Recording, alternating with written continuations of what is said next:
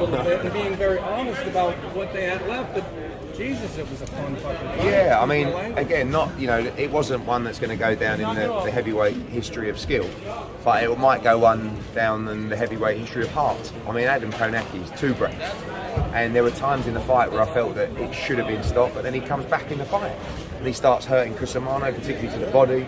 And I thought Cusumano was actually really good because he took punishment, was very fit, and he wanted it badly. And you know, I felt that win, lose or draw tonight, that would be it for Adam.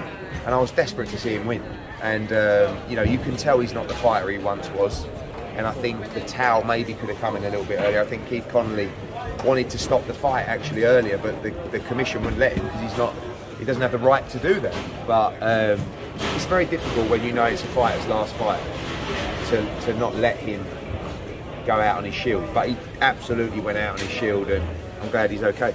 And could you give Berlanga a grade and then tell me your grade for how you found this trip to New York this time? You sold the freaking place out. That's never a bad thing. Your perception of Berlanga and coming here. Edgar gave himself a C.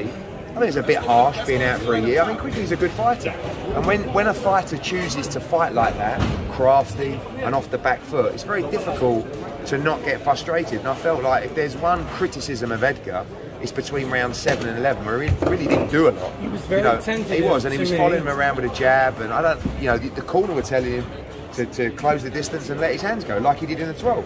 And every time he let his hands go, he hurt him. But he didn't do it enough.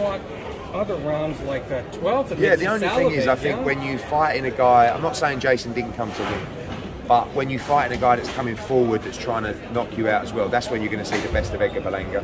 But I think when he looks back after being out for over a year, banking the 12 rounds, 3 knockdowns, I think he'll be okay. Last one for me, the potential chance that you do book the Munguia fight next. If it's not Munguia, who you got plan B or plan C? I mean, I love the Gennady Golovkin fight. You know, I love Billy Joe Saunders, maybe John Ryder. I think Munguia is the right fight. You know, it's two guys that are searching for that big fight.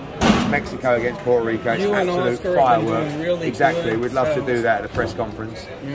But yeah, look, he's going to be in a lot of fun fights. He's got great support, and I think one of the best things about tonight was the pockets of fans. You know, I know it was like mostly Puerto Rican, but there was 400 Albanian Poles fans, and 400 Poles. Yeah, exactly. So what a great atmosphere.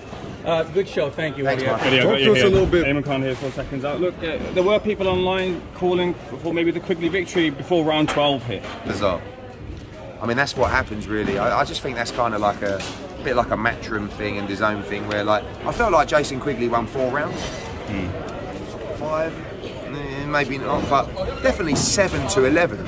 Edgar didn't really do a lot, but the problem is Edgar won, you know, the other whatever it was going into the 11th. I don't know, 7 rounds, 6, 7 rounds with 2 10-8 rounds. So I felt like if Jason won the last round, I probably would have scored it 115, 113 to Edgar. But it was a 10-8 round in the last round, so I don't know what to score it. 116, 112, 116, 112, 116. I thought the scores were wide, but you can't, you know. Yeah, at no point was Jason up in the fight, but I thought he did really, really well. I saw you getting your Emmanuel Stewart on during the Kownacki Cusumano fight, saying go to the body. What was going through your head during that fight? I just wanted him to win so bad. I don't represent Adam Kownacki, I just really like him. Do you know what I mean? And I knew that was probably going to be his last fight tonight, and I just wanted him to win so bad. And like, I kept thinking the fight should be stopped, maybe even after the first round. But then he comes back in the fight, and then later on in the fight, I thought the fight should be stopped. And then with a minute to go, he comes back in the round, looks like he might stop Cusumano. I think the ending did go on a little bit too long, but when you know it's someone's last fight, it's very difficult not to let him go out on his shield. And he's a very brave man. Big respect to Cusumano. I loved the fight, loved it. I mean, like I said, it wasn't the most skillful heavyweight fight, but what drama. And I'm actually sitting there thinking, you know, we really need a heavyweight fight on every card, you know? Because that can be a lot of fun, especially when they're like that. Did you put him in with AJ? Who? Cusumano? No. Dubois knocks him out in a round. So he's not, listen, he's nowhere near elite world level.